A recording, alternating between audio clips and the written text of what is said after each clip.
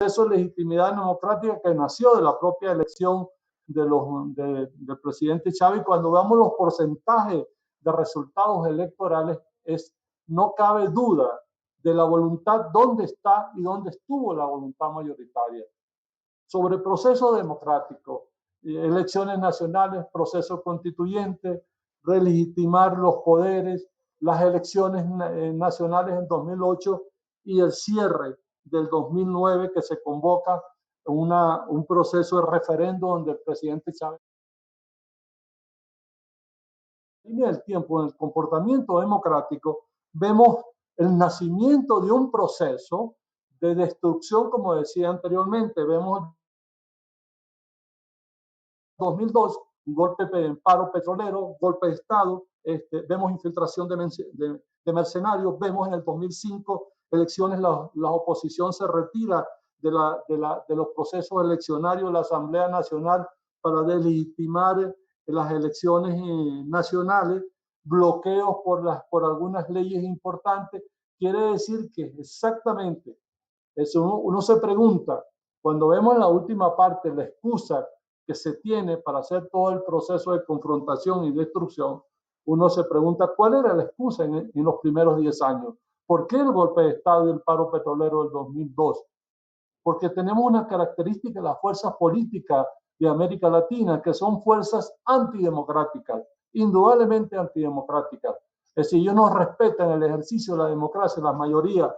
Cuando la democracia se expresa en su claridad, en su transparencia, en una concepción de cambio y transformación, no hay voluntad de las fuerzas opositoras de respetar la voluntad popular, y está evidentemente visto en los primeros 10 años del proceso revolucionario. Cuando vamos a ver los otros 10 años subsiguientes que nos llevan al 2019, la otra lámina, por favor, vemos un proceso de agudización de las confrontaciones. Es decir, se convoca, el Departamento de Estado sanciona a PDVSA, se desarrolla un proceso donde los partidos de oposición convocan una insurrección social con víctimas fatales en el 2014. La oposición gana la mayoría parlamentaria del 2015, sin embargo, quieren utilizar la Asamblea Nacional violando la Constitución para producir un desequilibrio y una ruptura de las relaciones de cooperación entre los estados. El 2017, que fue un año trágico en el caso venezolano, se convoca la violencia de calle con 103 víctimas y cierra el 2019 con intentos de golpe de Estado, autoproclamación de un presidente que salió en una plaza, la utilización de la ayuda humanitaria para la invasión militar, el cerco internacional, el desarrollo del nacimiento del grupo de Lima y las respuestas por parte de la revolución bolivariana fueron respuestas democráticas. El 5 de marzo fallece el comandante Chávez, el 14 de abril, inmediatamente después de la lamentable desaparición física del comandante Chávez, el presidente Nicolás Maduro gana las elecciones con el 50.61%. Se convoca la Asamblea Constituyente, la elección de los gobernadores, la elección de los alcaldes. Quiere decir que las respuestas a los procesos de violencia, a los procesos de negación de la democracia, las respuestas han sido más democracia. Ese es el comportamiento. No hay duda, si lo vemos en los primeros 10 años de la legitimidad del presidente Chávez y luego la continuidad de la legitimidad del presidente Chávez con las elecciones, la última elección donde participó el comandante con las elecciones del 2012 ganando con el 55%, vemos las líneas del tiempo que las respuestas han sido respuestas de carácter democrático. Pero se ha enfrentado un proceso permanente de obstáculos, de violencia de calle, de manipulación política de la opinión pública nacional, de legitimar los procesos y los poderes públicos. Eso ha sido las características del comportamiento de la revolución bolivariana. Veamos la agudización de ese proceso. en la última etapa. Este proceso de confrontación va teniendo características mucho más agudas, mucho más profundas desde el punto de vista del enfrentamiento. Y estamos en presencia del paro petrolero del 2002 al desarrollo de la confrontación y el involucramiento de los intereses fácticos nacionales e internacionales. Se crea un concepto que tiene que ver con la forma y la manera como se desarrolla la confrontación, en lo que se ha llamado la guerra no convencional, la guerra de cuarta generación. Es decir, hay un esquema de guerra visto desde otro punto de vista. Guerra desde el punto de vista económico, la otra lámina, por favor, y lo vemos en la demostración en términos de la forma y la manera, la destrucción de las bases materiales institucionales, la destrucción del aspecto simbólico de la revolución bolivariana, las convulsiones sociales de producir, la convulsión social, la creación de condiciones para una sostenida injerencia de los Estados Unidos de manera presencial en lo que tiene que ver con los procesos de bloqueo y la destrucción de una base económica, y eso es sumamente importante, porque se ha creado la imagen tergiversada, y ahí hay un debate con parte de la izquierda latinoamericana, porque se ha creído que esto es un problema de gerencia, se ha desdibujado el contexto político exacto de cómo se desarrolla la revolución bolivariana y los poderes fácticos que destruyen las economías, la simbología y las instituciones. No se trata simplemente de un resultado de una gestión, porque los resultados de una gestión en última instancia tienen que ver con la aplicación de las políticas públicas. Eso no quiere decir que la revolución haya sido perfecta, indudablemente que no hay procesos revolucionarios perfectos y se van aprendiendo en la misma dinámica. Pero si se ha cometido algún error, ha sido no haber valorado con la suficiente fuerza hasta dónde podía profundizar el proceso destructivo de una revolución y de una estructura producto de la guerra convencional. Es decir, se han empleado todas las fórmulas posibles, se han empleado las combinaciones posibles de lo económico con lo institucional, con quebrar la seguridad interna. Es decir, se han combinado todos los modelos de lo que se ha llamado la guerra híbrida en el proceso de destrucción. Y esto se manifiesta ya en la última parte de la exposición, por favor la próxima lámina, en la aplicación. Es decir, esta guerra no convencional ha tenido varias formas, varias variables y factores. En los variables, los factores de los mecanismos internos de destrucción de la economía, de interrumpir el desarrollo del crecimiento económico y de las mejorías sociales de la población en términos de indicadores de educación, nutrición, de todos los indicadores sociales, a pasar a otra fase dentro de la guerra no convencional, que son la aplicación de las medidas coercitivas unilaterales. Las medidas coercitivas unilaterales son medidas de guerra, porque cuyo objetivo es la destrucción de un país, cuyo objetivo es cambiar el rumbo de un país. Entonces, bueno, vemos todo un desarrollo de la aplicación de las medidas coercitivas unilaterales desarrolladas fundamentalmente de los Estados Unidos conjuntamente con algunos países europeos, medidas que se aplican a empresas del Estado, a cuentas de la República, a líneas aéreas, en el bloqueo desde el punto de vista de algunas empresas importantes, del robo descarado de empresas. La otra lámina, por favor. De tal manera que hasta el momento se han aplicado aproximadamente 300 medidas coercitivas unilaterales, que se pueden llamar sanciones. Uno se pregunta sobre qué fundamento jurídico, porque una de las características de este proceso, en términos del caso venezolano, que se puede ver similitud también con algunas cosas de la Revolución Cubana, es que no tiene asidero en ningún derecho internacional. Es decir, no hay asidero de las medidas unilaterales coercitivas, las medidas coercitivas unilaterales. Hay una figura que se aplica fundamentalmente desde el Consejo de Seguridad, que son medidas de carácter multilateral, pero las medidas unilaterales son medidas absolutamente ilegales, uno se pregunta cuál ha sido la reacción del mundo.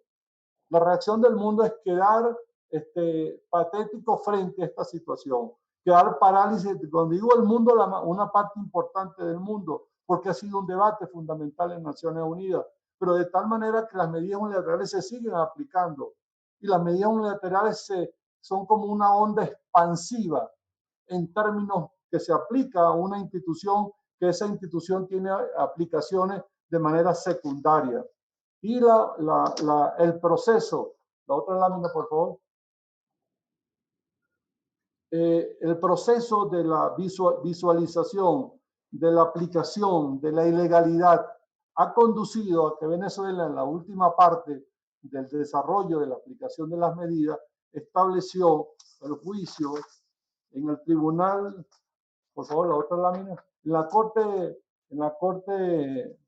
Corte Penal Internacional. Es decir, porque es una violación de derechos, indudable. Es un crimen de lesa humanidad.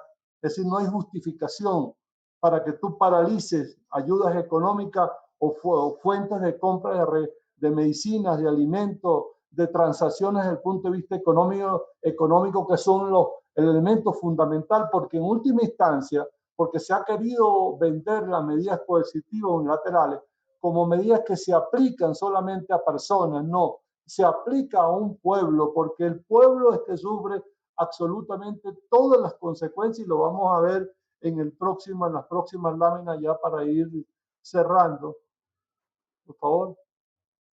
Entonces, cuando vemos todo el proceso, no estamos hablando de cualquier cosa, estamos hablando de un proceso sistemático de congelar, de robar, de frenar. Por favor, la próxima. Y cuando vemos a todos los niveles, a niveles de banco, a niveles de cuentas fundamentales, a nivel de recursos que estaban en algunos bancos, porque es un derecho del Estado venezolano, estamos hablando de 9.000 millones de dólares que sumando al proceso del robo de algunas empresas, estamos hablando de 24.000 millones de dólares. Y cuando aplicamos una fórmula matemática de los que se ha dejado de hacer y de rentabilidad de los 24.000 millones de dólares, estamos hablando de una pérdida de 116.000 millones de dólares. Es un presupuesto, es una nación, es arruinar la base material. Es decir, eso ha sido el proceso. Y cuando lo vemos a otras medidas ya directas, porque no solamente se congelan fondos, no solamente se roban fondos, veamos la próxima lámina, por favor. Vemos que las transacciones financieras se paralizan y se congelan. ¿Transacciones financieras de qué? De compra de medicamentos, insumos para tratamiento de diálisis, albúminas humanas, vacuna para la meningitis, medicamentos para enfermedades crónicas, etcétera, antibióticos. Es una situación de guerra. Eso ha sido, y a eso ha sido sometido la revolución bolivariana. Pero uno se pregunta, y lo vamos a ver ya para cerrar esta exposición, en un video patético de una reunión que se dio en el Congreso de los Estados Unidos, cuando le preguntan a un personaje nefasto como Eli Abraham sobre por qué no ha producido los resultados. Vemos que no han producido los resultados, no es que se deje de aplicar, sino porque no se han producido los resultados. Y no se han producido los resultados porque la revolución bolivariana es un proceso de una dinámica, de una voluntad popular, de una estructura social, de una organización política nacional, de un liderazgo político, de un sentido y un liderazgo nacido del comandante Chávez y desarrollado por el presidente Nicolás Maduro. Pero esa es la revolución bolivariana. Ahora, indudablemente que es un proceso complejo, difícil. Ya las revoluciones son procesos complejos, particulares, pero una revolución sometida a una asfixia, a un proceso golpista nacionales e internacionales, indudablemente que complejiza la realidad. Pero la revolución bolivariana está en marcha, está en dinámica, está viva en términos de su construcción. Entonces, bueno, me despido dando las gracias a ustedes por la primera parte de este debate, dejando algunas interrogantes luego para la pregunta, pero voy a dejar con ustedes un video para cerrar para demostrar hasta dónde llegan los procesos de injerencia de los Estados Unidos en la dinámica del comportamiento de la revolución bolivariana.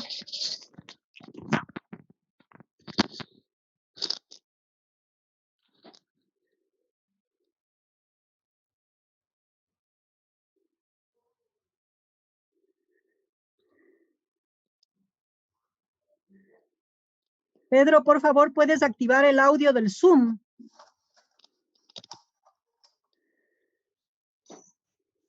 We did was play all our cards on day one, and it didn't work. And it's just been an embarrassing mistake after mistake since.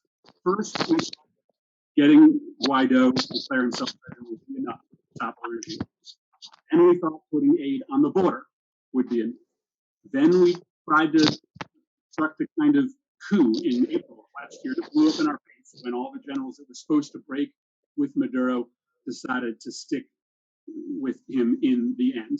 We undermined Norway's talks last summer, and then this March we released a transition framework that frankly is almost a carbon copy of the very one that was in front of the parties last year.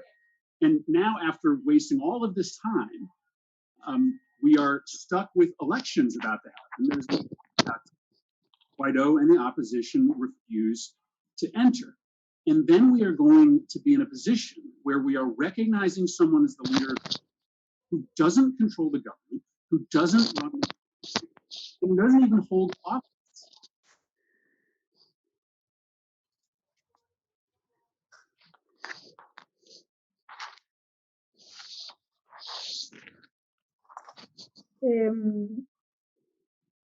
Pedro, ¿no quieres terminar con alguna conclusión quizás? Sí, la conclusión es que la dinámica de la revolución bolivariana es una dinámica particular. Hay que entender el contexto de la revolución bolivariana para entender toda la lógica de comportamiento. Si no se entiende el contexto nacional y el contexto internacional, las conclusiones serán erradas desde el punto de vista qué es la revolución bolivariana y cuál es su proceso. Lamentablemente, por descontextualizar la revolución bolivariana, las conclusiones en un momento determinado, y nosotros lo hemos vivido, las incomprensiones desde el punto de vista de algunas fuerzas progresistas en el mundo y algunas fuerzas progresistas en América Latina. No es problema de una persona, es un problema de un proceso. Y el proceso está dado y las cosas están planteadas en esa dinámica. O triunfa o se consolida la revolución bolivariana o se impone un estado de destrucción de un estado nacional, de una unidad territorial. No es cualquier cosa que está en juego.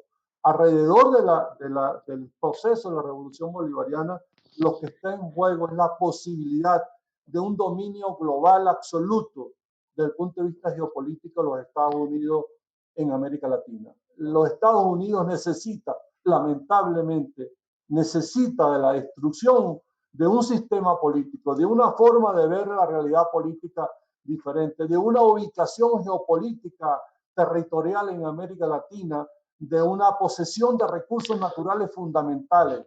Entonces, lo que está en juego en Venezuela, los procesos de transformación, si los procesos de transformación revolucionaria se pueden consolidar y se pueden desarrollar democráticamente. Eso es lo que está en juego en Venezuela.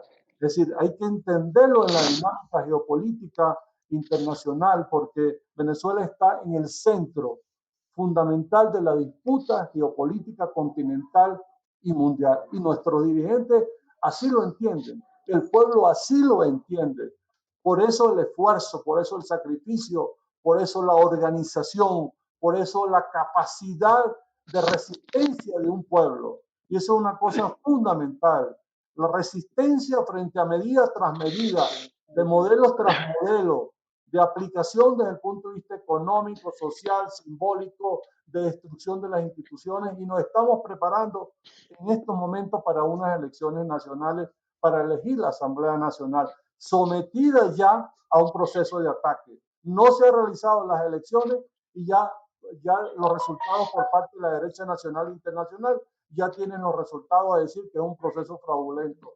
Es la aspiración de paz y hay que entenderlo de esa manera. La única forma de preservar la paz en Venezuela es a través de procesos electorales. No hay otra vía, no hay otra manera de la preservación de la paz en Venezuela, y esa ha sido la fórmula. Lo vimos en las líneas del tiempo y lo vimos en las confrontaciones del 2019 y lo vamos a ver en los resultados electorales del 2020. Entonces, en esa dinámica, ya para cerrar, sí es necesario la activación de fuerzas internacionales de solidaridad. Es importante que se debata sobre la revolución bolivariana. Es importante debatir la profundidad de las medidas coercitivas unilaterales. Es importante la denuncia sostenida de las medidas coercitivas unilaterales, lo que representa la violación del derecho internacional y el precedente que se está sembrando en el sistema de relaciones internacionales con la imposición de medidas coercitivas unilaterales. Cierro con esa reflexión de la dinámica histórica y lo que se está jugando América Latina con respecto al desarrollo y la sostenibilidad de la revolución bolivariana en Venezuela. Gracias. Muchísimas gracias, Pedro, por tu exposición muy clara y muy ilustrativa.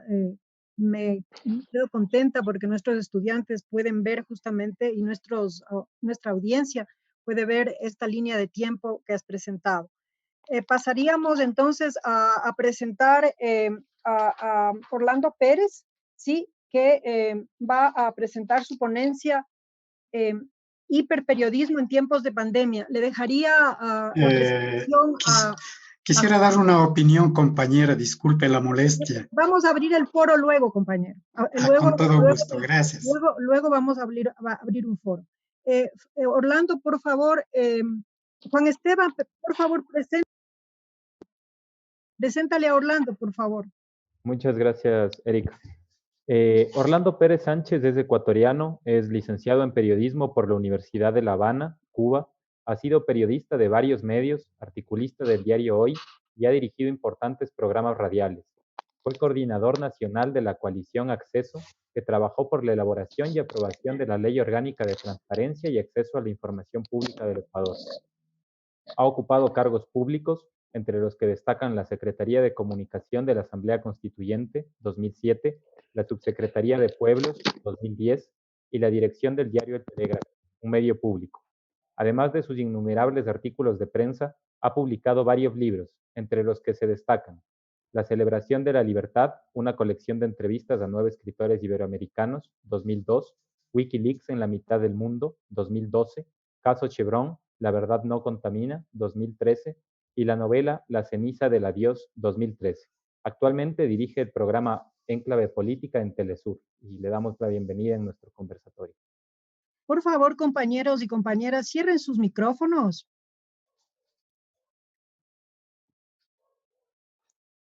Muchas gracias por la invitación. También les quiero comentar que está siendo transmitido este evento, esta conversación, a través del portal de Ruta Crítica, así que también para que se amplifique mejor en su momento, si quieren recuperar también por ahí este conversatorio, esta conversación. A ver, yo a propósito del tema que estamos comprometidos a pensar y a reflexionar, quisiera dividir en dos partes esta conversación. Una en el marco regional que ha ocurrido con, digámoslo así, como lo quieren tratar algunos del caso venezolano, no me gusta la palabra, pero para entendernos por ahí iría la primera parte, en el marco histórico, y la segunda lo que ha implicado desde el año pasado para acá, ya lo señaló Pedro en alguna medida desde la dimensión política, que también se ha traducido en el plano mediático. Entonces, para no consumir más tiempo, les diría lo siguiente. La primera es que desde el triunfo de la revolución bolivariana con Hugo Chávez a la cabeza, obviamente se activan muchos dispositivos mediáticos, políticos, diplomáticos y además militares que comienzan a trabajar desde el inicio de este siglo y desde las 2 últimas décadas, comienzan a trabajar en una campaña sostenida de sabotaje mediático a todo lo que pasa en Venezuela, a todo lo que se haga en Venezuela. ¿Por qué digo sabotaje mediático? Porque la palabra generalmente está relacionada con los hechos militares, pero este sabotaje mediático permanente contra la revolución bolivariana obviamente se expresa en tres niveles. El primero es obviamente en no darle el espacio adecuado para tratar temas fundamentales de la sociedad venezolana. Es decir, no se abordó, nunca se trató en los últimos 20 años qué efectivamente pasaba dentro de la sociedad venezolana. Me parece que ahí hay un elemento clave para analizarlo. Segundo, la espectacularización político-mediática que se hizo de la figura, de las conquistas, de las tareas, de los discursos de Hugo Chávez hasta su muerte, evidentemente iban por el lado de aniquilar su imagen, de torpedear en algunos casos incluso su pensamiento, de incluir dentro de una matriz del populismo, del caudillismo, del dictadorzuelo, como si estuviésemos viviendo los años 70 automáticamente. Es decir, la segunda parte era un bombardeo contra su imagen, un aniquilamiento de su imagen y además, en tercer lugar, me parece que no hay que dejar de lado un elemento que es muy importante. Hasta dónde la prensa se ocupó no precisamente fue de las transformaciones, sino de lo que parecería para ellos y que se iba convirtiendo en un proceso parecido al de la Unión Soviética, no tenían ningún punto de comparación, pero por ahí se quería colocar. Es decir, lo que quiero decir con todo esto es que ante la falta de una explicación, de un proceso político, de un proceso social en Venezuela, lo que se hace es automáticamente trasladar el modelo de los años 70, de los años 60, de los años 50 prácticamente a América Latina y lo colocan ahí como un modelo para trabajar en la explicación de lo que pasaba en Venezuela. Y esto tiene que ver además porque a partir de la Revolución Bolivariana, no digo que haya sido efecto necesariamente, pero a partir de la Revolución Bolivariana, en América Latina está ocurriendo un decaimiento abrupto de los procesos neoliberales, es decir, todo lo que se conoce a partir del Consenso de Washington ya tiene su expresión, digamos, macabra, dolorosa, trágica para los pueblos de América Latina en el campo neoliberal. Y eso da lugar, obviamente, al surgimiento y a la emergencia de gobiernos progresistas. No nos olvidemos el triunfo de Lula, el triunfo de Néstor Kirchner, después viene Evo Morales, Rafael Correa, etcétera, que obviamente parecería que todo fue gracias a que se desarrollaba por la presencia de Hugo Chávez. Y eso obviamente vuelve otra vez sobre el mismo modelo. Es decir, los medios, ante la falta de una explicación real, profunda, de los procesos sociales, lógicos, naturales de América Latina, lo que hacen es adaptar el modelo. Claro, entonces, antes era el financiamiento que daba Cuba supuestamente a las guerrillas, ahora en cambio es el financiamiento que Hugo Chávez le daba en el inicio de este siglo a los procesos políticos. Y entonces, claro, ahí aparecían los hijos de Chávez, los herederos de Chávez, en América Latina, como si no hubiesen procesos lógicos, naturales, propios, autónomos y soberanos en cada una de las naciones. ¿Y eso cómo se explicaba? Obviamente se explicaba en unos medios de comunicación que tienen una misma lógica. Y aquí quiero señalar, incluso para algunos estudiantes, supongo que es no tan conocido, no digo que se desconozca, pero no es tan conocido, que con el surgimiento de la Revolución Bolivariana y el aparecimiento del líder Hugo Chávez Frías, muchas agencias norteamericanas comienzan a cooptar periodistas y comienzan a trabajar con medios de comunicación muy intensamente. Yo les puedo contar que cuando estaba en el diario Hoy, yo era editor general del segundo bloque del diario, digamos, en la primera parte se encargaban otros periodistas, pero durante ese tiempo tuve muchas invitaciones, no, ni siquiera me acuerdo cuántas, muchas invitaciones de agencias norteamericanas, de organizaciones no gubernamentales asentadas en el Ecuador con financiamiento de la USAID, para conversar sobre lo que pasaba en Venezuela y alertarnos, digo entre comillas, alertarnos de lo que se podía venir en América Latina y particularmente en el Ecuador. Yo ahí me encontraba con algunos periodistas que ahora los veo muy bien cooptados, muy bien adiestrados, muy bien manejados por las agencias y también algunos muy bien financiados por esas agencias que en ese momento se expresaban o se manifestaban de izquierda, que eran progresistas y que valoraban la postura de la revolución bolivariana y en algunos con cierto escepticismo decían, bueno, veamos qué puede hacer, qué se puede hacer ahí. Pero en esos encuentros, en esas reuniones, obviamente yo lo voy a decir con absoluta franqueza, yo y unos 2 o 3 compañeros más éramos como la tecla disonante de ese teclado, porque nos parecía que era absurdo que nos quisieran cooptar a partir de ciertas posturas ideológicas, cuando ellos son los primeros que dicen que el periodismo no se debe involucrar en las disputas ideológicas, que no se puede cargar las tintas de ideología, y nos querían cooptar para eso. Y bueno, algunos fueron cooptados obviamente y otros hemos mantenido la coherencia hasta la presente fecha, y quizás eso no les gusta a algunos cuando se les dice en la cara que efectivamente en aquella época pensaban de distinta manera a la que dicen hoy día. ¿Por qué menciono esto? Porque desde el año 2000 en adelante se produce una intensificación de ese sabotaje mediático en contra de la revolución bolivariana, con la cual, como dice Pedro, podrán haber errores, podrán haber dificultades, podrán haber equivocaciones, pero era un proceso de los venezolanos y como tal los venezolanos tenían que resolverlo y lo tendrán que resolver a su manera, de la manera, por supuesto, soberana que sea posible. Pero de todas maneras, ustedes podrían revisar los titulares de la prensa de aquella época, ya se empiezan a utilizar adjetivos como el del caudillo, del populismo, y aparecen libros y aparecen publicaciones donde lo que más se enfatiza primero es no el carácter democrático de la revolución, que ya lo explicó adecuadamente Pedro, es decir, todo ese proceso constituyente se desarrolla en medio de la democracia, bajo procesos democráticos y bajo procesos electorales, pero para la prensa en general siempre había el adjetivo de populista, de dictadura o de menoscabo de la democracia. Eso ocurría en los medios normalmente, y esa palabra normalmente parecería que ahora no es normal que se la apele, porque obviamente está ya incrustada en el imaginario de mucha gente que así se tiene que calificar a los gobiernos que no son neoliberales.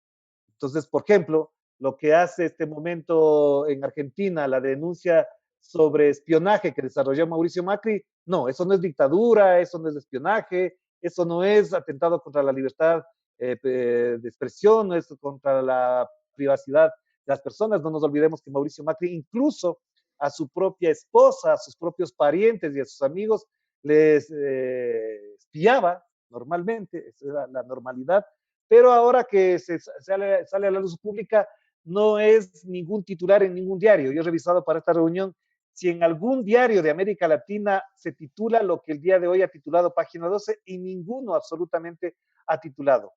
Yo quisiera que hiciéramos solamente un acto de imaginación este rato, si esa denuncia que se hace contra Mauricio Macri se la hiciera este momento contra Nicolás Maduro.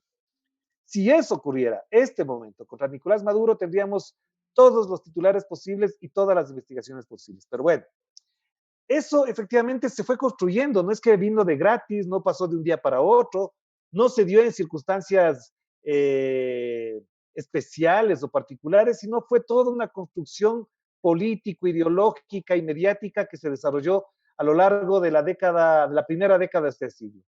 Y por supuesto, vuelvo al tema que le estaba planteando, esa cooptación de periodistas se daba en qué condiciones, y por eso me parece que aquí hay algunos periodistas que podrán incluso hasta ratificar lo que digo, se daba en desayunos, en almuerzos y también en viajes, donde evidentemente la discusión mayor estaba alrededor de qué estaba pasando en Venezuela, y ellos tenían la explicación. Ellos sí tenían la explicación, no nosotros. Nosotros no teníamos la explicación de lo que pasaba ahí, pero en almuerzos, desayunos y viajes, en congresos, en reuniones, ahí se daba supuestamente la explicación de lo que pasaba en Venezuela. Y eso creo que es muy importante tomarlo en cuenta, porque ahí viene la segunda parte de la que quiero hablar, y tiene que ver con lo que yo denomino un hiperperiodismo. ¿A qué me refiero con hiperperiodismo? A que la mayor parte de la atención política de las secciones internacionales, de las cadenas de televisión internacionales, ya se imaginarán en cuál estoy pensando, hacían un esfuerzo determinante y cotidiano de poner el tema de Venezuela todos los días. Todos los días. Podía haber muertes en Haití y el tema que siempre estaba presente era el de Venezuela. Y ahí quiero tocar 2 o 3 cosas que son importantes para explicar este concepto de hiperperiodismo que está planteado ahí. Cuando Pedro señala el año 2017, en Ecuador particularmente no hubo un solo día, y lo puedo demostrar, no puedo plantear aquí porque sería un montón de información, Pero no hubo un solo día en que los periódicos y los canales de televisión, bueno, los canales de televisión y las radios menos, pero los periódicos todos los días tenían al menos una nota sobre Venezuela. Al menos una nota. La pregunta es, ¿por qué se ocupaban tanto de Venezuela si al mismo tiempo, por ejemplo, en Colombia, se estaban produciendo los impactos del acuerdo de paz? Cuando en Perú o en Chile o en Brasil ocurrían fenómenos políticos muy graves para las democracias de ese país. Obviamente, el 2017 es como la culminación, como la cúspide, como el punto más alto de ese ataque feroz en términos mediáticos. Y digo ataque, ¿por qué? Porque previamente se había construido ya una matriz mediática para consolidar lo que supuestamente debía ocurrir en Venezuela. Ya estaban preparados, los medios de comunicación estaban preparados para eso. No es que no eran ajenos, no es que les cayó la noticia de un día para otro. Esas reuniones a las que ya por supuesto ya no estaba invitado, porque en el año 2016 y 2015 yo era director del diario El Telégrafo, ya no me invitaban a esas reuniones, pero sí iban otros medios de comunicación a esas reuniones y ya planteaban del peligro de que Ecuador se convierta en Venezuela. Ya lo dijeron desde la llegada de Rafael Correa, pero obviamente estaba muy articulado a las elecciones del 2017. Y no se olviden que ese hiperperiodismo lo que más enfatizaba es que con Lenin Moreno íbamos a convertirnos en Venezuela. Ya lo dijeron con Correa, pero el discurso anclado en los principales grupos políticos era que nos íbamos a convertir en Venezuela. Y claro, ya sabemos en qué se convirtió el Ecuador. No se convirtió en Venezuela, se convirtió en otra cosa con Lenin Moreno Garcés, y ya eso es otro asunto de discusión. El segundo elemento de este hiperperiodismo es que aparte de la tensión permanente en el debate político que estoy mencionando, uno de los elementos de la discusión doméstica nacional era Venezuela. Entonces el señor Guillermo Lasso tenía que hablar de la economía y tenía que referirse a Venezuela. El señor Andrés Páez siempre tenía que referirse a Venezuela. Entonces se vuelve un asunto doméstico el tema de Venezuela en el plano político interno, considerando además que lo que había hecho Correa era idéntico a lo que había pasado en Venezuela. Y más allá de las coincidencias o diferencias, no podemos igualar dos procesos políticos que, si bien es cierto, como único objetivo tienen el bienestar del pueblo, o se apunta hacia eso, el bienestar del pueblo, los rasgos y las características de cada uno de los procesos les dan una identidad propia. Y no se puede decir que lo mismo que hizo Chávez lo hizo Correa, o que lo que hizo Correa se reprodujo automáticamente en Venezuela. Me parece que ahí hay un elemento clave. Era forzado, era muy forzado pensar que lo que estaba haciendo Correa era idéntico a lo que pasaba en Venezuela, y mucho menos que en el discurso de Lenin Moreno Garcés en el año 2017, cuando son las elecciones, se reprodujera automáticamente lo que iba a pasar, lo que pasaba en Venezuela. Me parece que es absurdo, pero así como la fábula aquella del zorro, de la zorra y de las uvas, de que como no alcanza a coger las uvas, dice, bueno, no tengo hambre. Entonces, igualmente, como no podemos hacer, digamos que es así, ya no queda otra opción. Es así como debe ser y nos comemos ese cuento. Entonces, se trasladó el debate político, se volvió doméstico el tema Venezuela, el caso Venezuela, entre comillas, para la discusión pública. Entonces, claro, uno iba a una entrevista y la pregunta que le hacían es, ¿y entonces qué opinas de Venezuela? Y yo preguntaba, ¿y de qué tiene que ver todo esto Venezuela si estamos hablando de otro asunto?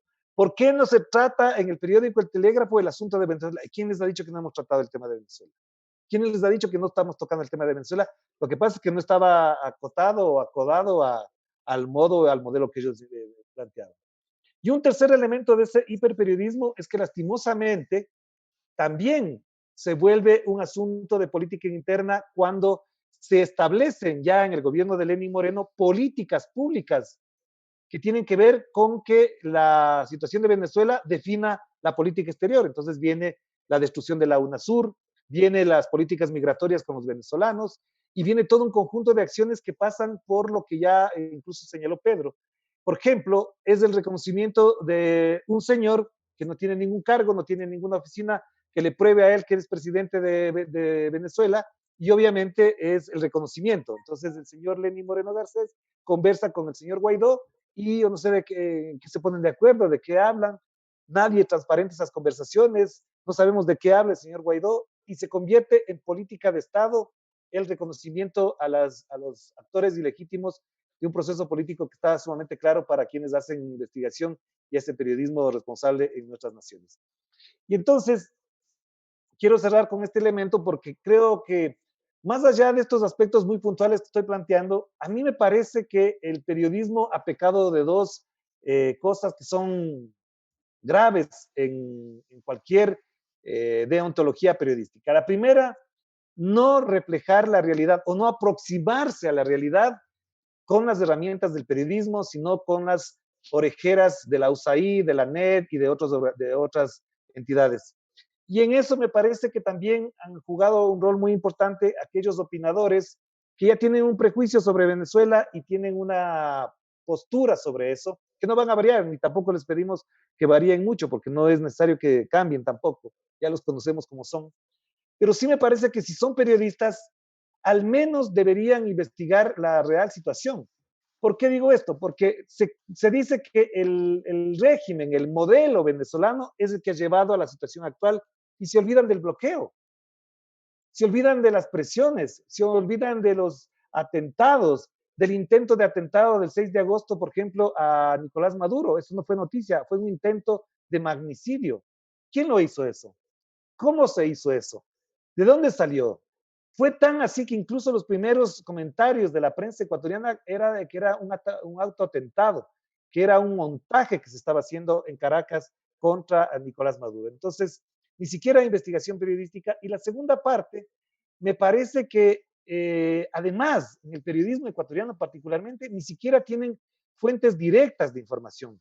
Es decir, no han buscado las fuentes directas para informar sobre la situación de Venezuela y por eso apelan a las agencias, a los comentarios de gente venezolana en algunos casos que vive en Miami o que vive en España o que vive en Colombia o que vive en Ecuador. Pero no son fuentes directas y eso es un pecado grave para los medios de comunicación y para los periodistas en general.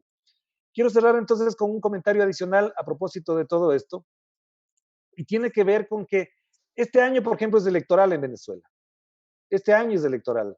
¿Ustedes han visto notas sobre eso? ¿Han escuchado comentarios de las reuniones de la oposición con el gobierno, de las mesas de diálogo que hay en Venezuela? Les pregunto porque efectivamente de eso no veo ahora en cambio ya nada. El año 2017 incluso, a finales, si no me equivoco, ahí me corregirá Pedro si es que estoy equivocado, después de que o en el 18, si no me equivoco, después de que se produce una elección, al otro día desaparecen las guarimbas, al otro día, pero fue automático, así. Yo me acuerdo que había visitado Caracas una semana después y no había ya nada en las calles de lo que se veía 2 semanas atrás. Y eso no salió en la prensa. Esto nunca salió, nunca se encontró. Entonces, nadie se explicaba, por ejemplo, cómo es que las guarimbas desaparecen de un día para otro. ¿Cómo es que desaparecieron de un día para otro? ¿Quién les cortó el financiamiento, el estímulo? ¿Cómo fue? Y un elemento más, cuando se produce la batalla de los puentes, como es un documental interesante que deberíamos verlos todo de nuevo incluso, si no es porque el New York Times hace una investigación muy concentrada para incluso corregir su equivocación, en la prensa en general estuvo marcada y posicionada la idea de que el incendio de la ayuda humanitaria que supuestamente tenía que llegar a Venezuela la hizo el gobierno venezolano. Si el New York Times no dice eso, hasta ahora en muchas cabezas de muchos latinoamericanos estaría presente lo que dijo siempre, por ejemplo, Telesur, lo dijo siempre la prensa responsable de que eso vino desde el otro lado, desde la frontera colombiana se produjo el incendio de la ayuda humanitaria de la que supuestamente iba a resolver los problemas de la comida de los venezolanos. Y por supuesto, esas cosas dan lugar a que, por ejemplo, el documental La batalla de los puentes no esté en Netflix, debería estar en Netflix para que vean cómo ocurrió. La recreación que hace el New York Times no estuvo reproducida por los medios de comunicación ecuatorianos, ni colombianos, ni peruanos, ni chilenos, sino que hicieron una referencia muy puntual y prácticamente en un tercer plano.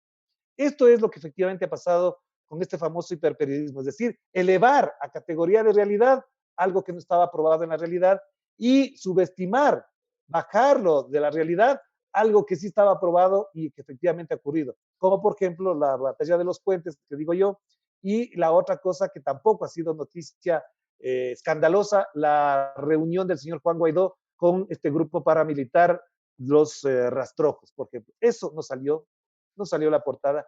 Imagínense que si solo una sola autoridad, un solo funcionario diplomático de Venezuela habría tenido una reunión con uno de los rastrojos.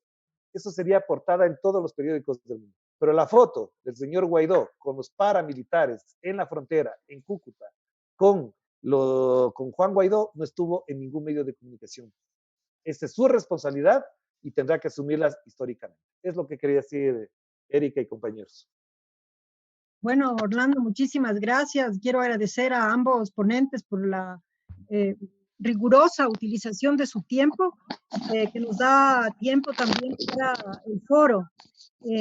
Acá, pues, en este momento abrimos el foro. Vamos a utilizar el micrófono. Quienes quieran utilizar, por favor, preguntas muy puntuales, pero también podemos utilizar el chat. Y también, como nos están escuchando a través de voces de hoja de ruta y de ruta crítica, seguramente nos pueden, tenemos una persona que está atenta a las preguntas en plataforma. Así que vamos a empezar. Por favor, levanten su mano y Juan Esteban Baldeón les va a dar la palabra. Juan Esteban, por favor, atención. Gracias, profe. Tenemos la participación de Galo Villamarín aquí en la sala de Zoom. Le doy la palabra. Por favor, plantee su pregunta, compañero. Compañera, para llegar a la pregunta, solo una introducción. Soy el economista Galo Villamarín, especialista en planificación estratégica. Me gradué en el Instituto Superior de Economía Carlos Marx en la ciudad de Bulgaria. Concretamente, para hacerle la pregunta al compañero Sassone,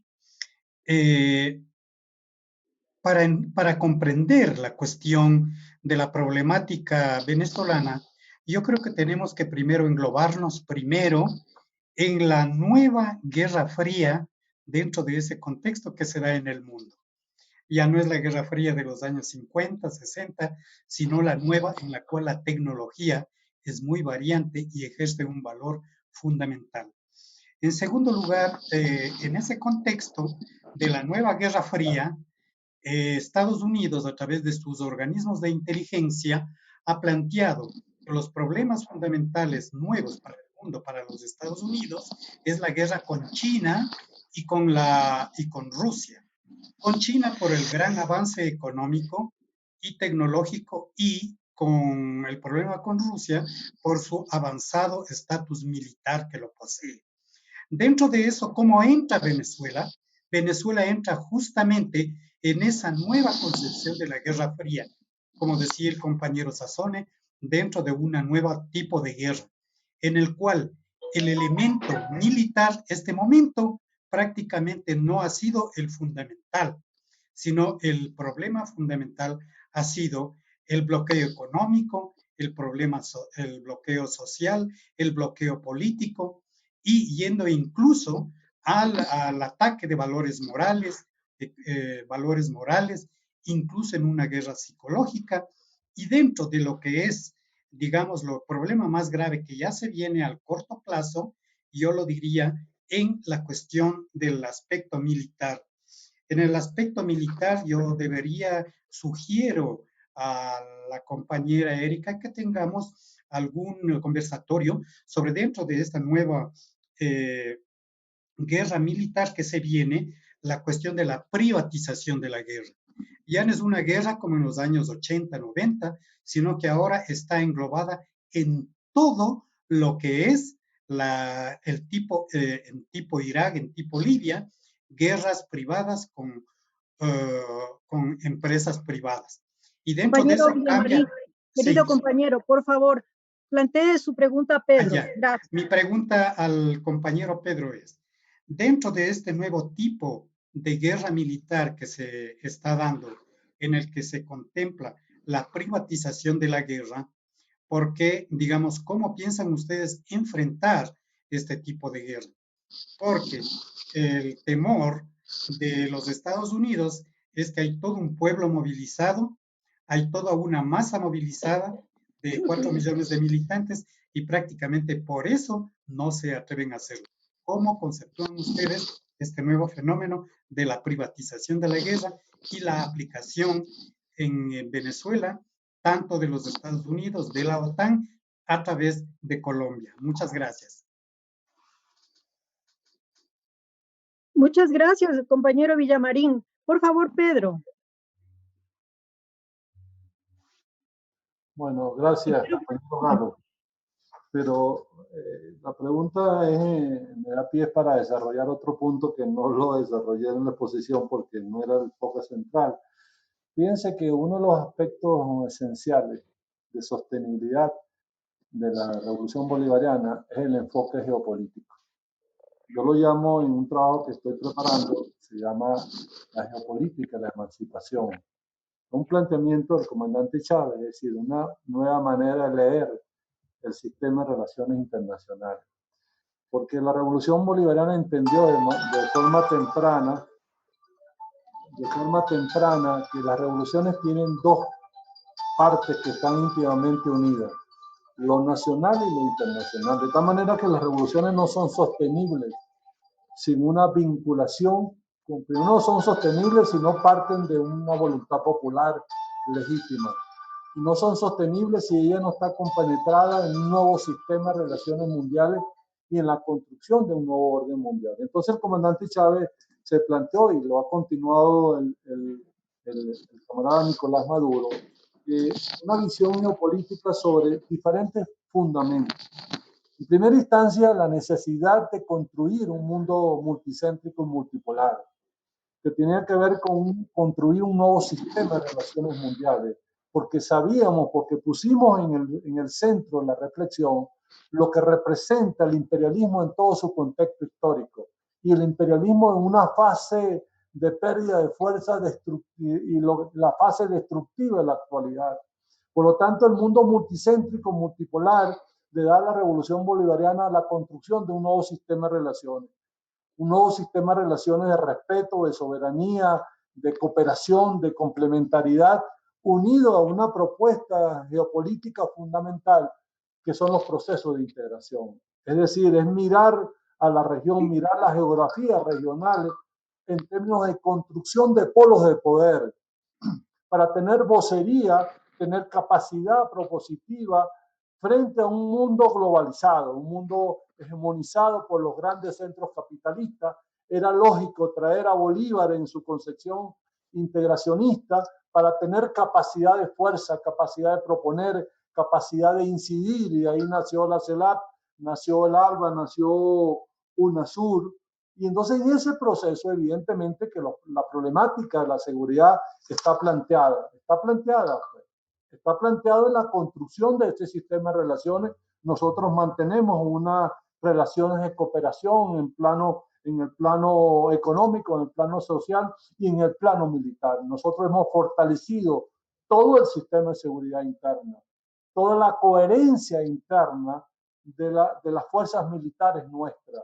Y no han podido producir una ruptura, porque el comandante Chávez, la continuidad del presidente Maduro, hubo un trabajo desde el punto de vista de la unificación de las fuerzas militares en términos de la visión nacional, en función de la identidad nacional y en función de un concepto bolivariano, que era el concepto de la soberanía, el concepto de la independencia, el concepto del equilibrio universal, el concepto de lo multicéntrico, lo multipolar. Por lo tanto, la problemática de seguridad tiene una dimensión militar, evidentemente, pero estamos al frente de la fuerza militar más poderosa del mundo, que los Estados Unidos, y hemos desarrollado lo que tiene que ver con la estrategia de la guerra asimétrica, de la unión cívico-militar. Evidentemente que no queremos una guerra. La guerra, el poder destructivo de la guerra, ya lo conocimos y lo conocemos en el Medio Oriente. Nosotros estamos preparados para la paz. Eso no quiere decir que no tengas una estructura de seguridad evidente, organizada, activada en todo el territorio nacional. Pero la mejor respuesta es parar las locuras aventureras guerreristas de los Estados Unidos. Esa es la respuesta. No hay otra forma, porque la discusión no es una discusión de carácter militar. La discusión es desde el punto de vista de la preservación de la paz en términos nacionales y en términos regionales. UNASUR trabajó en función de eso. La CELAC ratificó la decisión de UNASUR, Suramérica como zona de paz y América Latina como zona de paz. Ese es el reto planteado en términos de cómo evitar el aventurerismo. Se puede llegar, porque nosotros vivimos una situación de guerra, una guerra no convencional, pero no quisiéramos una guerra, ni quisimos la guerra no convencional por todo el proceso destructivo, y menos queremos una guerra desde el punto de vista físico. Pero las revoluciones son eso. Por eso yo decía que todo proceso de revolución está metido en el centro, no solamente la disputa geopolítica, en el centro del dominio mundial, en el centro del control, en el centro de la manipulación mediática que decía el compañero Orlando Pérez, porque lo mediático termina justificando la guerra. En los Estados Unidos, la historia de los Estados Unidos tiene una historia con dos componentes fundamentales. Es la creación de condiciones falsas para justificar la invasión y segundo, la justificación en términos de la opinión pública internacional. Entonces, a ese proceso que hay que analizarlo en toda su magnitud desde el punto de vista del juego, sí estamos en una diatriba de lucha de hegemonía. Estamos en la recomposición, es más, podemos decir que estamos en un proceso de transición. Ya para terminar la respuesta, la interrogante es si la transición va a ser producto de la paz, de lo diplomático, o la transición va a ser un resultado de la confrontación física militar como lo hemos vivido en la historia mundial de las dos grandes guerras o en la situación de guerra que vive el Medio Oriente. Gracias, compañero Sassón. Gracias a Pedro y al compañero Galo. Por favor, René Molle, por favor, cierra tu micrófono. Está el micrófono abierto. Hay ruido ahí y necesitamos que cierres el micrófono.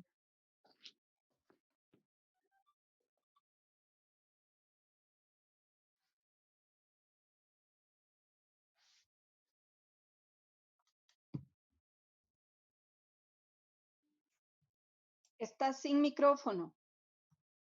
Compañero Galo, cierre su micrófono. Todo el mundo cierre el micrófono, por favor, porque hay, bueno. Entonces, no sé si, Juan Esteban, tenemos preguntas en el chat. Sí, profe, tenemos en la sala la participación de Ruth, Iván y una pregunta en el chat que la voy a plantear de una vez. En el chat dice, en este momento en donde el neoliberalismo se encuentra haciendo un ataque feroz, ¿existe un retroceso de la revolución bolivariana y los movimientos progresistas en América Latina? Esa es la pregunta en el chat. Y antes de dar paso a la participación de Ruth e Iván, yo también quería plantear una pregunta que de una vez la planteo para que quede en mesa respecto a la ponencia de Orlando. A mí me parece que ha revelado las formas perversas en las que funciona el periodismo aquí en América Latina y cómo es cooptado por los poderes de muchas veces del injerencismo extranjero. Mi pregunta es, ya que se ha revelado, ya que está destapado y ha caído un poco en crisis la confianza tradicional en los medios, ¿cómo podemos hacer periodismo alternativo? Que ponga explicación donde estos otros medios solo ponen estereotipos o prejuicios. Entonces, ¿qué consejo podría facilitarnos a nosotros para hacer periodismo alternativo y profundo? En ese sentido, ya doy paso a la pregunta de Ruth y ya me silencio. Sí, buenos días. Mi pregunta es para Orlando. Son en realidad dos preguntas. La primera, el manejo de las redes sociales al interior de las plataformas digitales. ¿Cuál es la estrategia de combate al interior de Venezuela para batallar contra todas las fake news, contra toda esta campaña sucia?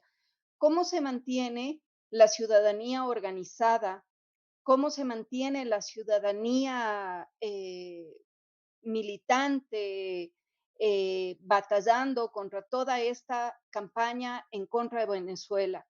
¿Cómo es la estrategia de manejo, no sé, desde el gobierno, qué líneas de mensaje hay. Y la otra, cómo es la vida de los medios de comunicación al interior de Venezuela, porque hay canales de televisión, hay prensa escrita, cómo es la vida de ellos.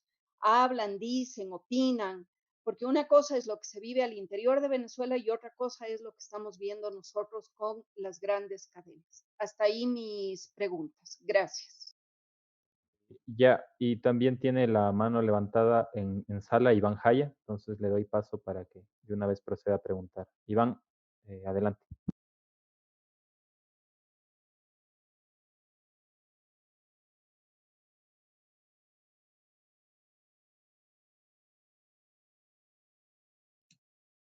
Iván, Iván, ¿no tienes tu micrófono activado? Perdón, me olvidé de activar el micrófono. Ya. Mi pregunta es directa, ¿no? Porque quisiera mencionar un proyecto que se trató hace mucho tiempo y creo que vale la pena mencionar. Bueno, la pregunta es, si la UNASUR como un proyecto de Unión de Naciones para el Desarrollo de América del Sur aún estuviera vigente, ¿podría Estados Unidos o cualquier otra potencia externa mantener una injerencia sobre nuestro territorio? Esa es la pregunta. Gracias, gracias, compañero Iván.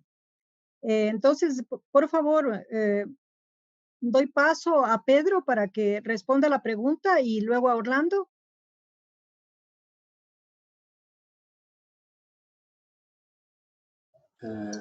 Sobre UNASUR. Fíjense lo siguiente, uno de los elementos del nacimiento de UNASUR nace como voluntad soberana de los estados nacionales. Y la ratificación de la soberanía, la ratificación de la complementariedad, la razón de traer la identidad histórica de pertenencia a una sola causa, la causa bolivariana, la causa de los pueblos. Por lo tanto, UNASUR tuvo un sello de soberanía importante. Ahora, que si pudiese evitar todas las políticas injerencistas, creo que sí. Y uno de los elementos de la destrucción de UNASUR tenía que ver justamente con ese punto. UNASUR tiene un precedente importantísimo que fue el Consejo de Defensa de UNASUR. El Consejo de Defensa fue la primera instancia en materia de defensa que se hace en el continente, que se hizo en el continente sin la participación de los Estados Unidos. UNASUR construyó una política de hacer transparente la política de defensa, de cooperar en términos del fortalecimiento de la política militar de los estados. Es decir, fue un espacio de cooperación, fue un espacio de investigación, es más, UNASUR hasta la última parte de su existencia por el presente tenía que ver con el Consejo, con el Centro de Estudios Estratégicos de la Defensa.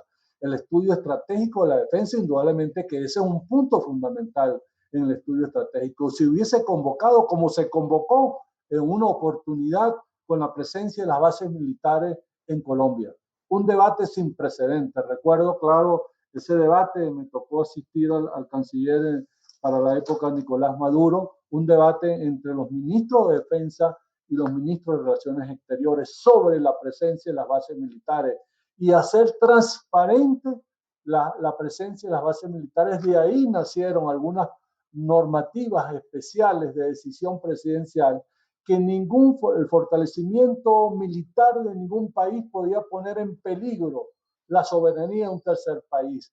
La necesidad de hacer transparentes los acuerdos y los convenios, de tal manera que en aquella oportunidad Colombia se vio en la necesidad de informar, porque el centro de diatriba en el Consejo de Defensa o en la reunión de ministros de Defensa y de los cancilleres era el conocimiento de hasta dónde llegaban los convenios militares de Colombia con los Estados Unidos y en qué forma, por denuncia que hizo el comandante Chávez, en qué forma implicaba poner en peligro la seguridad nacional de Venezuela y la seguridad de América Latina. Por lo tanto, el escenario puede ser absolutamente diferente,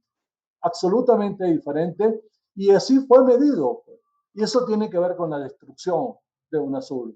Destruir cualquier espacio de conformación de soberanía, de fuerza, de opinión, de capacidad de incidir en desarrollo de la agenda internacional. Indudablemente que la materia de defensa era vital. Uno de los mejores consejos que funcionó de manera sistemática y fue toda una sorpresa porque el nacimiento del Consejo de Defensa fue un debate fundamental en Sudamérica, fundamentalmente con Colombia. Sin embargo, las tendencias progresistas, la fuerza mayoritaria de los países en Sudamérica obligó a que algunos países se vieran en la necesidad de no quedarse aislados en términos de nacimiento del Consejo de Defensa, que luego dio paso en la última parte de ella, el nacimiento de una escuela de conformar una tesis, de recrear las tesis de defensa en Sudamérica, de recrear los componentes formativos, porque UNASUR, sin decirlo, pero se hizo en el hecho, se quebró la dependencia de las viejas tesis guerreristas de la escuela de las Américas, para tener una concepción de cooperación. No era el vecino el enemigo, el vecino era un país soberano para cooperar. Y si los Estados Unidos estaban interesados en cooperar, podía haber, si se planteó un diálogo importante en aquella materia. Se hizo un trabajo absoluto, dónde está la inversión, los gastos en defensa. Por lo tanto, la realidad fuese diferente. Absolutamente, no solamente en la materia de defensa, en la materia económica, en la materia migratoria, fundamental, los conceptos migratorios de la creación de la ciudadanía sudamericana no tiene nada que ver con los conceptos chauvinistas de persecución, de ver al migrante como enemigo de cada país. Eso no eran los conceptos, eso no era la concepción. No se diga en la forma de crear una arquitectura financiera soberana, del proceso de fortalecimiento de las economías, del desarrollo científico. En el desarrollo de la pandemia ya había habido una propuesta fundamental en la creación de la capacidad. UNASUR discutió con detalle el fortalecimiento de la gestión de salud, de los sistemas de salud, de fortalecer las políticas de salud. Entonces la realidad fuese totalmente diferente. Bueno, la historia lo anotará así, porque así son las historias en América Latina. Y así fue la historia de la muerte del Libertador en 1830 y la destrucción de Colombia. De la misma forma y de la misma manera, de las repercusiones de 100 años, 150 años, en términos del proceso de la destrucción de la Colombia de integración, igualmente la historia notará lo que representa la repercusión de la destrucción de los procesos de integración, en este caso de UNASUR. Clave, fundamental en lo que tiene que ver con la seguridad y la defensa y la lucha en la concepción del respeto del derecho internacional, de la no injerencia, de la soberanía de los pueblos, de la autodeterminación de los pueblos, que son principios fundantes de UNASUR. Muchísimas gracias, Pedro. Te doy paso, Orlando, para que respondas a la pregunta que te hicieron. Gracias, Erika. Bueno, me da pie para hablar algo que me quedó pendiente por la falta de tiempo, quizás del tema que de alguna manera me imagino que en la mente de cualquier estudiante curioso, de cualquier periodista curioso, debe estar planteado y que lo hace ahora Ruth. Y es, ¿qué pasa con la prensa dentro de Venezuela? ¿Existe o no existe prensa dentro de Venezuela? Es una de las preguntas que en este momento, por ejemplo, se haría cualquiera y diríamos, ¿qué pasó con eso? ¿Por qué no han hablado de ese tema?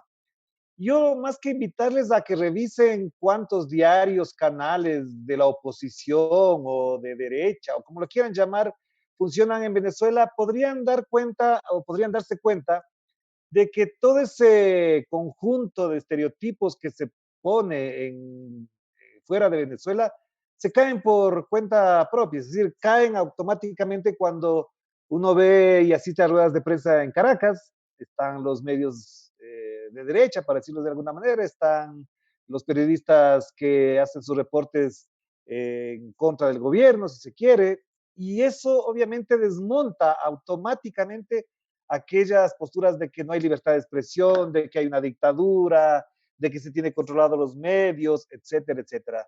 De hecho, 2 o 3 cadenas de televisión, no quiero mencionar ninguna por no hacerles ni publicidad, ni tampoco porque, como siempre, a estos espacios hay periodistas del Ecuador que entran y después sacan unas columnas. Por ahí debe estar nuestro querido amigo Roberto, que después dará la columna de este tema, obviamente, ya sabemos de qué sentido, así que saludos si me está viendo también. No quiero mencionar esos medios porque en esa lógica también es fácil desmontar las mentiras, es decir, no hace falta ni siquiera explicar mucho de que la prensa que existe dentro de Venezuela ha jugado también un rol fundamental para la disputa política, la disputa democrática, si quieren también llamarlo así, pero ahí está. Claro, alguien me dirá, no es que el gobierno, por ejemplo, sacó a la CNN, pero preguntémonos por qué sacó a la CNN, por qué no está la CNN ahí, qué hicieron, qué, con quién hablaban, a quién entrevistaban, a quién ponían el micrófono y a quién no ponían el micrófono y qué no informaban también. Y la otra cosa que me parece es que muchos medios de comunicación, ahí sí voy a decir con claridad, muchos medios de comunicación colombianos prácticamente viven de la información diaria de Venezuela. Y tienen ahí sus corresponsales, tienen sus enviados, también tienen periódicos y medios de comunicación europeos, españoles fundamentalmente, están ahí, cubren. Incluso en el tiempo de las guarimbas, en el momento más crítico de eso, hubo 2 o 3 medios españoles y periodistas españoles que no sabían cómo explicar lo que pasaba dentro de Caracas o dentro de Venezuela, porque obviamente tenían que consultar si publicaban o no lo que estaban viendo a sus jefes de redacción en Europa, porque no coincidía con lo que estaban diciendo otros desde fuera de Caracas. Me parece que eso también es muy importante considerar. Y un elemento clave, a propósito de lo que preguntaban también, de cómo manejar los medios alternativos, en los últimos tiempos es evidente que el impacto que ha tenido en el debate público interno de Venezuela, las redes sociales, los medios de comunicación internos, digamos, locales de Venezuela, son notables para incluso generar otros procesos dentro de la propia Venezuela. ¿A qué me refiero? A 2 cosas fundamentales. La primera, obviamente, tiene que ver con el proceso productivo, el hecho de manejar la información adecuada de lo que está ocurriendo dentro de la economía venezolana.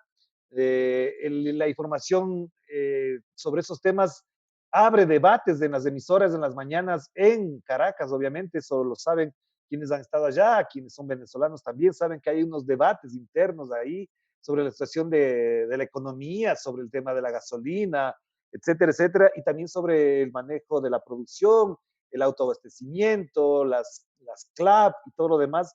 Hay unos debates, no digo que sea un discurso unificado.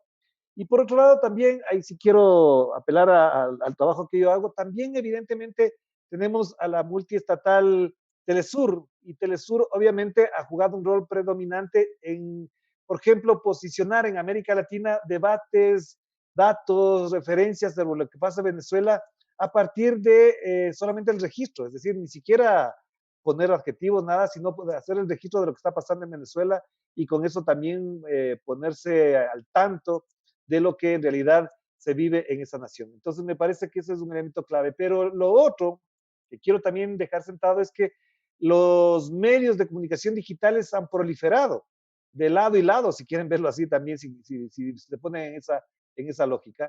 Hay medios de comunicación digitales que, como en general en el mundo, ahora se activaron mucho más con la pandemia, han expuesto y han generado corrientes informativas, corrientes de opinión para que la gente tome decisiones sobre esos temas. Y me parece que ahí hay un rol predominante de incluso influencers, youtubers venezolanos de adentro de Venezuela, que han desatado incluso grandes discusiones y grandes propuestas informativas desde adentro de Venezuela. Hay tuiteros con un gran prestigio que están reportando minuto a minuto, prácticamente a diario, y cuando hay acontecimientos particulares o excepcionales o extraordinarios, se convierten en las fuentes de referencia de algunos medios de comunicación por fuera de Venezuela. Y eso me parece que es muy importante que ocurra. Y claro, está la información oficial. Ustedes saben que no solamente Nicolás Maduro, Diosdado Cabello y otras personalidades políticas de Venezuela tienen sus espacios informativos, comunican constantemente, están en relación permanente. Es un fenómeno que lo instaló Hugo Chávez con sus apariciones regulares, semanales. Y eso me parece que también ha generado una diversidad de opiniones sobre lo que pasa dentro de Venezuela. porque lo que más demandan desde la derecha es que no hay pluralidad, que no hay diversidad. Lo mismo decían en la época de Correa. También decían lo mismo, que no hay diversidad, que no hay pluralidad, que solamente hay una voz oficial, y mientras tanto teníamos al Universo, al Comercio, al Expreso, a La Hora, a las radios hablando todos los días y decían no hay pluralidad, no hay diversidad, no hay libertad de expresión. Y yo quisiera que alguien se dedicara a estudiar todo lo que se dijo, me refiero al Ecuador, todo lo que se dijo durante el tiempo de Correa desde la prensa privada, como para que digan que no hubo libertad de expresión. Entonces el señor Diego Quendo hablaba todos los días y se expresaba en contra del gobierno todos los días. El señor Gonzalo Rosero decía todos los días lo que le daba la gana, incluso hasta mintiendo en muchos casos, y nadie le dijo que estaba impedido de hablar, y ni qué decir de las emisoras de Guayaquil. Entonces, esa misma situación pasa en Venezuela y parece que no existiera. Entonces, ese estereotipo que se plantea de que la dictadura, que la coartada, que no sé, que se coarta la libertad de expresión, se cae por cuenta propia. Y a propósito de lo que decía Juan también, la pregunta es, en este momento, ¿cómo se pueden plantear formas, mecanismos de prensa alternativa? Yo creo que yo no soy muy de acuerdo, no soy muy partidario, Juan, ni compañeros, ni amigos y amigas, de hablar de prensa alternativa. ¿Qué es la prensa alternativa? ¿Alternativa a qué? Si lo que nosotros tenemos que hacer es la prensa real, efectiva, consecuente, responsable, ética, y yo creo que está ahí.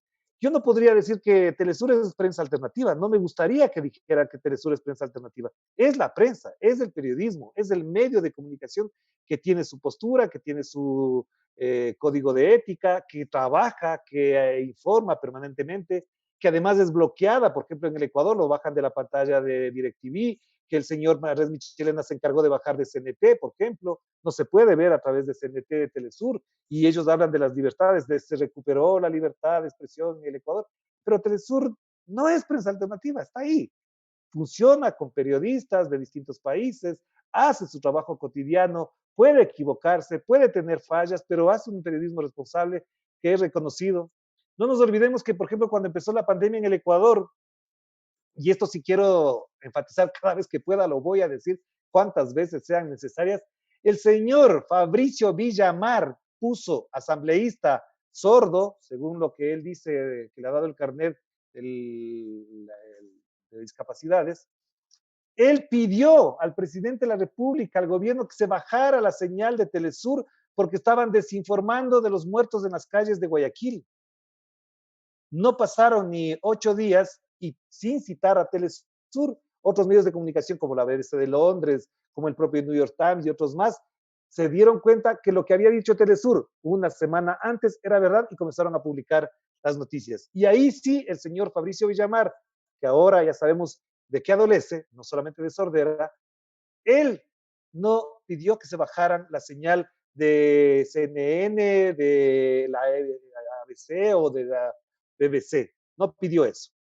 Este es el modo en que trabajan los medios de comunicación, no necesariamente alternativos. Hay que trabajar, hay que esforzarse todos los días, pero sí creo que en algo tienes razón, Juan, cuando planteas eso. Me parece que lo que sí tenemos por responsabilidad es de qué modo contamos las historias.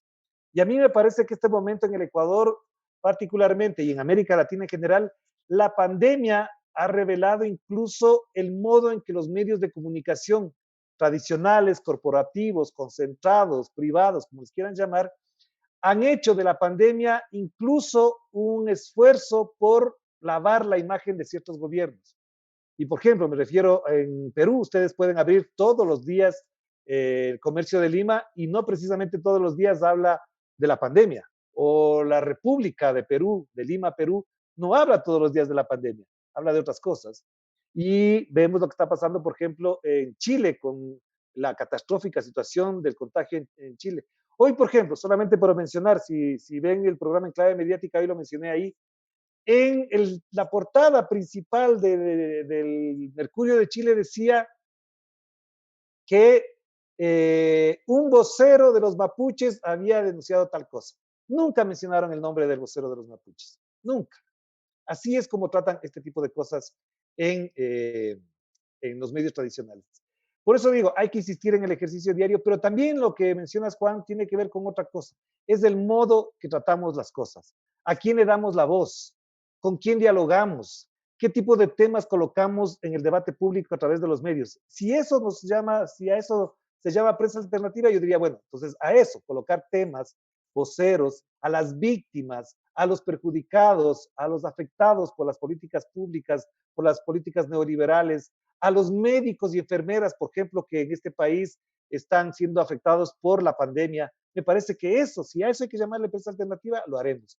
Yo tengo en mi cuenta de Twitter como fijado un tweet de un testimonio de una enfermera de 33 años de trabajo que llora prácticamente y le pide al ministro de Salud que les atienda a los médicos.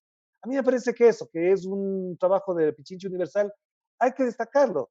Ese es el tipo de periodismo que requerimos hacer. Y por supuesto, me parece que cuando hablamos de Venezuela, buena parte de lo que no hacen los medios es que vayan y se metan en las comunas de Caracas, de Venezuela en general, y vean y verifiquen que efectivamente hay dificultades, pero también la gente no se muere del hambre. Y con esto cierro. ¿Por qué Venezuela y Cuba son los países menos afectados por la pandemia? ¿Por qué no se coloca eso ahí? ¿Por qué en el Ecuador sale el señor Juan Sebastián Roldán y otros más a decir que el Ecuador es el referente del tratamiento de la pandemia en el mundo? Y ya sabemos cuál es la diferencia entre el número de contagios en Venezuela y la de Ecuador. ¿Cuál es el número de contagios en Cuba y la de Ecuador?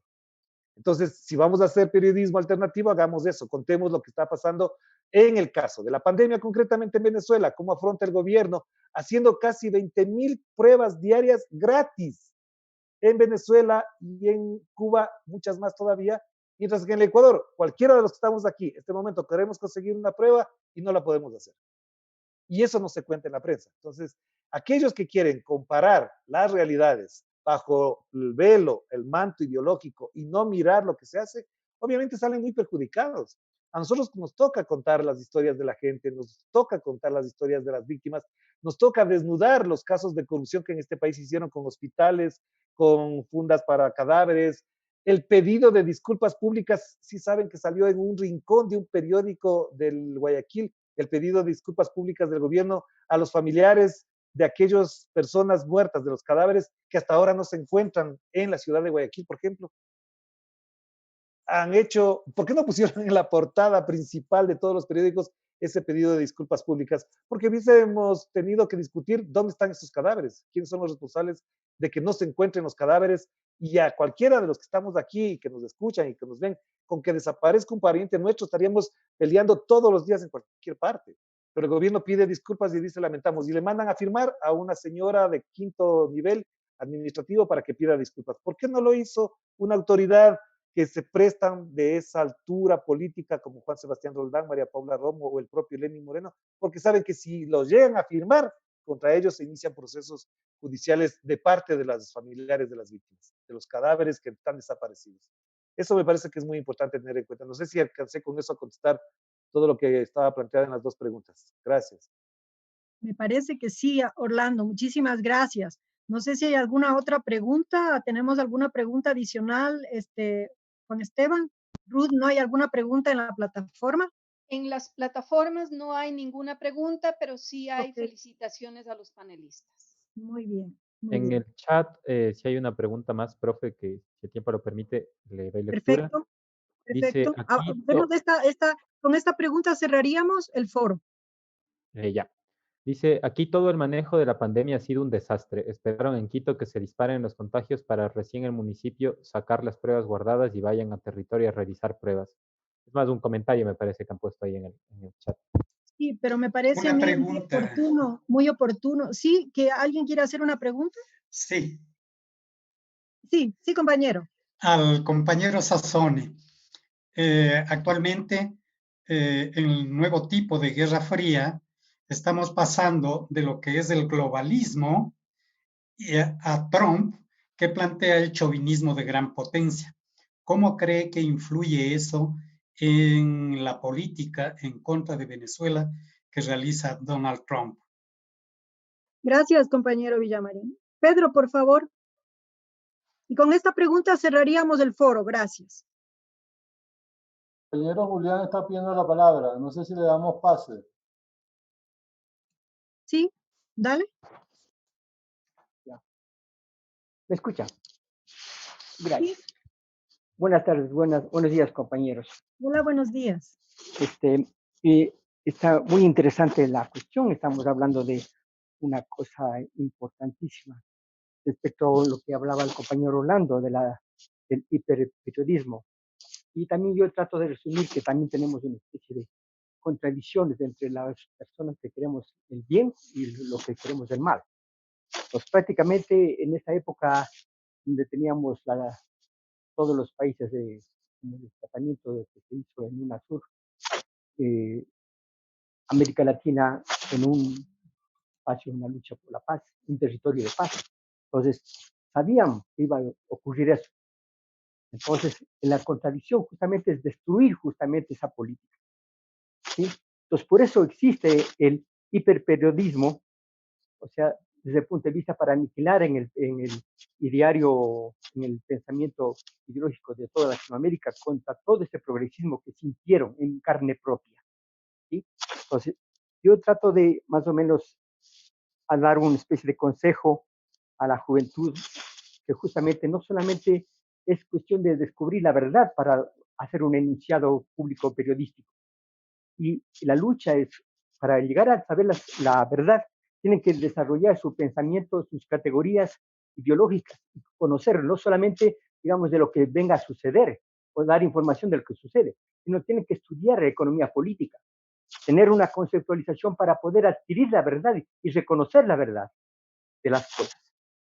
En lo que decía Orlando, en el caso que decía, el caso Venezuela, que decía, entre paréntesis, yo diría que él tome un esfuerzo, que cuando tenga reuniones con periodistas, que en vez de la palabra caso, que parece medio como cosa juzgada, caso, como si fuera una cosa negativa, ¿no?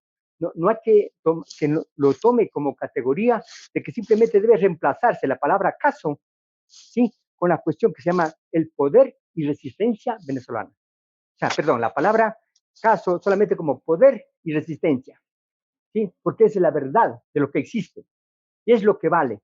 No la palabra caso, porque no debemos asustar a la gente. El caso venezolano es como una cosa negativa, y no, sino que tenemos que ver lo que es positivo, lo que está ocurriendo. Justamente la resistencia venezolana y el poder venezolano es lo que es la realidad que está sucediendo. Que a pesar de todas las presiones económicas que está cometiendo Estados Unidos, está aguantando. Eso nomás lo que quería dar mi opinión y estas ideas. Adelante. Muchísimas gracias, compañero. Muchísimas gracias. Entonces, no sé, quedamos con una pregunta para Pedro, ¿no? Sí, sí, de darle respuesta a la pregunta, un poco quiero relacionar rápidamente a lo que decía Orlando, ¿no? La revolución bolivariana, uno de los elementos centrales, ha tenido que ver con la lucha por la verdad. Y la verdad se comunica, la verdad verdadera, la redundancia, tiene que ver con la comunicación. Evidentemente que estamos al frente, tal como Orlando decía, una campaña bestial de toda la estructura. Yo no sé si ha habido algún precedente, con algunas excepciones, del proceso de las estructuras mediáticas mundiales y nacionales. La conformación de una estructura, de la manera del manejo de la información, de tergiversar, de negar, de olvidar, de cambiar, de influir en la opinión pública mundial, de construir las matrices. Por lo tanto, la lucha por la verdad es fundamental para la revolución bolivariana. Y así lo entendió el comandante Chávez. Una de las características de la revolución bolivariana es que es una revolución en comunicación. Una revolución donde el elemento político se comunica, donde la formación política se comunica, donde la discusión de los conceptos políticos se comunica a través de toda la estructura que diseñó el comandante Chávez a los presidentes. El nacimiento de Telesur tenía que ver con una mirada estratégica fundamental y la realidad lo ha demostrado. Y en esta última etapa, en esa lucha por la verdad, lo que decía Orlando es fundamental, la construcción de redes de comunicación importante. Tenemos dos medios digitales fundamentales, que es la Misión Verdad y la Tabla. Es decir, es una estructura donde se avanza más allá de la comunicación y se profundiza sobre el elemento teórico de la noticia. Es una novedad, de verdad. Es decir, la discusión teórica de los temas de la agenda nacional y de los temas de la agenda internacional de la discusión de la política injerencista en los Estados Unidos en sus diferentes facetas, se discute, se comunica y se construyen conceptos, porque uno de los aspectos fundamentales de la comunicación desarrollada por el comandante Chávez es la estructura de los conceptos en comunicación. Es decir, habría que estudiarlo desde el punto de vista del fenómeno. Es decir, puedes discutir conceptos, puedes discutir estructuras conceptuales, puedes retomar conceptos olvidados por la academia mundial, y desde la comunicación traen los conceptos a la palestra política. Eso ha sido el debate fundamental. Y es una lucha por la verdad. Es una lucha por la verdad en términos de comunicación y en términos de identidad, que tiene que ver con la pregunta del chauvinismo. ¿Qué es el chauvinismo? Resarcir la personalidad, el egocentrismo, la prepotencia vista en la persona y vista de un país. Es decir, frente a esa visión conservadora, porque es una corriente de la visión conservadora, ¿cuál es la lectura nuestra? La lectura nuestra es la construcción de la identidad. La lectura nuestra es lo que nos unifica. La lectura nuestra es el pensamiento de la tesis bolivariana, quien rompe con la visión chauvinista, exclusivista, maximalista desde el punto de vista del dominio de la prepotencia imperial, es la visión bolivariana, es la visión del pensamiento bolivariano. Frente al chauvinismo, ¿qué contraponemos? La integración, la cooperación, la complementariedad, la defensa de las estructuras culturales nuestras. Nosotros venimos de un pasado, la identidad del sentido histórico, la revisión y la composición de culturas diversas, el reconocimiento de las diversidades culturales como elemento fundamental de construcción de paz. Es un debate de las concepciones neoconservadoras y las concepciones progresistas y avanzadas que tienen en la identidad histórica un elemento fundamental.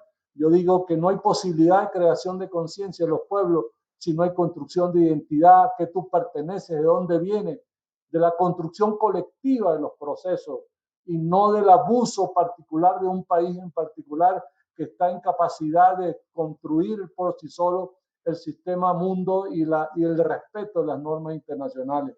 Por lo tanto, es un debate fundamental y el debate lo dio el Libertador en los procesos de integración y la concepción desde el punto de vista de la integración. Eso es lo que tendría que ver con el problema del chauvinismo, y el pueblo norteamericano tendrá que hacer, y está ahí un debate importante en los derechos civiles en los Estados Unidos. El pueblo norteamericano tiene ese debate, tiene un reto histórico frente a sí mismo y frente al mundo, en términos de un personaje tan nefasto y una política tan nefasta como las élites que dirigen la política internacional de los Estados Unidos. Gracias, compañero Sazán. Muchas gracias, compañeros y compañeras. Entonces, con estas intervenciones terminaríamos el foro. Yo quiero decir que con este último panel, con este último coloquio, a quienes, que ha sido excelente, porque nuestros panelistas han sido excelentes, verdaderamente, han contribuido a que nuestro público, nuestros estudiantes conozcan más sobre la realidad venezolana, que es asfixiada por los medios de comunicación tradicionales, conozcan esta realidad y la lleven a su medio, hablen con sus amigos, familiares, compañeros y compañeras, justamente para promover el diálogo, el debate sobre estos temas tan importantes que atraviesan los países de nuestra región. Con este foro, con este panel, nosotros terminaríamos el coloquio. Quiero agradecer a todos nuestros participantes, a las plataformas Voces y Hoja de Ruta, Ruta Crítica y otras que se han unido a lo largo de estos días a la transmisión en vivo. Quiero también agradecer a los invitados e invitadas, amigos y amigas que nos han estado acompañando, y por supuesto al equipo de la FACSO que nos ha dado un apoyo permanente. Gracias, compañeros y compañeras, por ese apoyo, por ese respaldo. Y bueno, vamos a seguir haciendo esta labor que me parece importante, porque estas problemáticas que son problemáticas que atraviesan nuestra región son de interés para todos y todas. Me despido y pues no sé si los compañeros Orlando y Pedro quieran decir unas últimas palabritas. Bueno, yo agradecerles de todas maneras. Esta es una gran oportunidad para reflexionar colectivamente sobre temas que son esenciales dentro del debate y la conversación pública. Segundo, me parece que el tema de Venezuela es también una referencia para lo que nos toca hacer en América Latina, en el resto de América Latina, lo que vive el Ecuador. Y yo creo que incluso lo que ha pasado Venezuela merece todo el respeto y la admiración, porque ya quisiera un país, cualquiera de nosotros, pasar un mes bloqueado, solamente un mes, o una semana bloqueado, todas sus cuentas bancarias, todos sus depósitos en el extranjero, a ver cómo sobrevive cada uno de estos países y a quién le echarían la culpa. Así que también hay que colocarse con la empatía necesaria en el lugar del otro, para entender qué le pasaría a cualquiera de nuestros países si Estados Unidos decide bloquearle, capturarle, incautarle sus cuentas en cualquier parte del mundo, o el oro, por ejemplo, de Venezuela que está en Londres y que el señor Boris Johnson ya dice que es de ellos, o sea que ya decidieron entregarle a Guaidó cuando sigue en las manos de ellos, ni siquiera Guaidó podría administrar eso. Entonces sí creo que es importante tener esa referencia, tener esa empatía para colocándose en el lugar del otro, de alguna manera también entender hasta dónde la verdad de ese otro debe ocupar un lugar también en el espacio mediático. Gracias, Erika, muy amable y felicitaciones por tu trabajo. Gracias, Orlando. Y Pedro, por favor, cierra con sus palabras este foro. Bueno, dándole las gracias a ustedes por este espacio. Un espacio importante porque tiene que ver con la academia. Hay un punto importante, es que la academia tiene que discutir sobre la revolución bolivariana. No porque así nosotros lo determinamos, porque es un proceso importante en la historia de América Latina. En esa lucha por la verdad, el debate académico es fundamental. Es decir, las verdades construidas, a veces ideologizadas y vendidas desde la rigurosidad académica, es muy cuestionable. Es decir, muchos aspectos que se aseguran, muchos aspectos que se reafirman sobre los procesos no son exactamente la realidad, porque están construidas desde un supuesto ideológico. Entonces, bueno, desentrañar la ideología, como en los dos conceptos de la ideología, en el concepto de la falsa conciencia y en el concepto de la sistema de ideas, es sumamente importante. Si no se hace transparente la discusión, si no se difunde la discusión, es muy difícil romper el cerco mediático y la construcción de una posverdad. Por lo tanto, este es un espacio importante y ojalá que continúe en la lucha por la verdad, la discusión de las medidas coercitivas unilaterales, cómo que se construyen, cómo se desarrollan, cómo continúan, de dónde vienen, cuál es la razón del derecho internacional, por qué el derecho internacional está en crisis en el fundamento de la política injerencista, qué es lo que está en peligro en el mundo y por qué la paz es un elemento fundamental de la discusión en esta discusión. Entonces, bueno, estos espacios son espacios importantes y de verdad que le agradecemos a ustedes darnos la oportunidad de dialogar, entendiendo que hay cosas a veces que se nos cuesta en esta circunstancia en la cual nosotros estamos a nivel internacional, difícil a veces participar en una discusión de esto porque a veces es mal entendida nuestra posición sobre la defensa de la verdad en Venezuela, pero bueno, hay que hacerlo y de verdad le agradecemos a ustedes esta oportunidad y esperamos que este debate continúe en diferentes áreas de temáticas fundamentales sobre el proceso de la construcción y de la verdad. Por ejemplo, ya cerrar la cuestión de la pandemia, la concepción de Venezuela desarrollada en la pandemia no se dice en ninguna parte.